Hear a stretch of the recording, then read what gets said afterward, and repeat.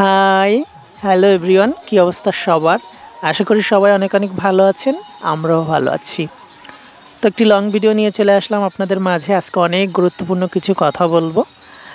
আসলে কিছু কিছু মানুষ আছে যারা নেগেটিভিটি ছড়ায় এবং নেগেটিভিটি করে, তাদের উদ্দেশ্যে কিছু কথা বলবো।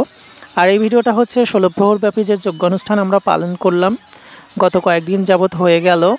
সেই যজ্ঞের লাস্ট দিন, যেদিন আমরা যাত্রাপালা উপস্থাপন করছিলাম সেটি।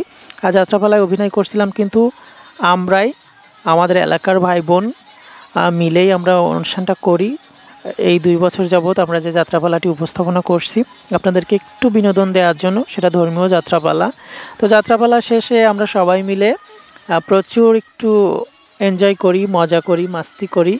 আর এটা করবই না কেন, এটাই নিয়ে হয়তো আপনারা নেগেটিভিটি ছড়াচ্ছেন।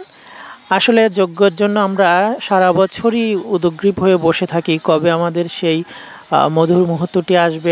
আমাদের এখানে যজ্ঞানুষ্ঠান হবে, বহু বহু ভক্তের সমাগম হবে, আনন্দবাজারে আমরা ভক্তিভরে সবাইকে প্রসাদ খাওয়াবো, প্রচুর লোকের সমাগম হবে, আমাদের আত্মীয় স্বজন বাড়িতে ভরপুর হয়ে উঠবে, পারিবারিকভাবেও আমরা একটা সুন্দর সময় কাটাবো। এটা নিয়ে কিন্তু সারা বছর আমরা খুবই অপেক্ষা করি। আর সেই অপেক্ষার অবসান ঘটে কিন্তু যাত্রাপালার মাধ্যমে, এবং লাস্টে এই সবাই মিলে একটু গেট টুগেদার করি, সবাই মিলে একটু নাচানাচি করি। আসলে যজ্ঞ শেষে যাত্রাপালাটি পরের দিন হয়েছিল এবং যাত্রাপালা শেষে প্রায় রাত 4টা বেজে গিয়েছিল, ভোর 4টার মতন হবে।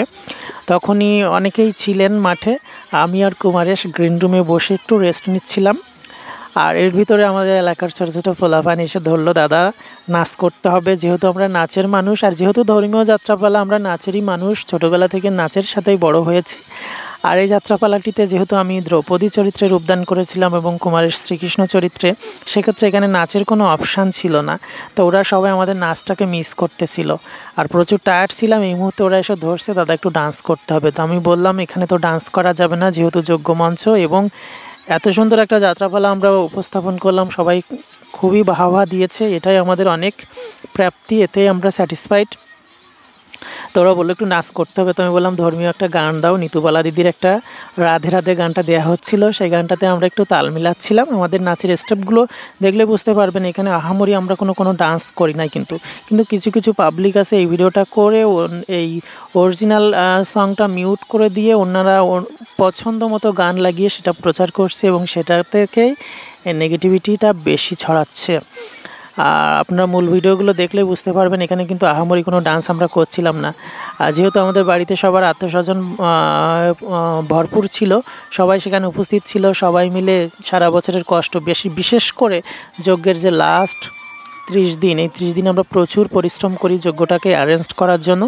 আর তার পরিসমাপ্তি ঘটে আমাদের এই সবাই মিলে একটু নাচানাচি। আমাদের সভাপতি ছিলেন, যজ্ঞ কমিটির সাধারণ সম্পাদক, প্রচার সম্পাদক এবং অন্যান্য সদস্যরা সবাইকে ধরে ধরে আমাদের কেউ দাদু হন, কেউ দাদা হন, কেউ কাকামশাই হন, কেউ জ্যাঠামশাই হন, সবাইকে ডেকে ডেকে আমরা একটু মজা করছিলাম, আমরা কোলাকুলি করছিলাম, শেষ বিদায় প্রণাম করছিলাম। আবার একটি বছর পরে আমরা সবাই মিলিত হব, আবার কষ্ট করে আমরা এই যজ্ঞানুষ্ঠান করব।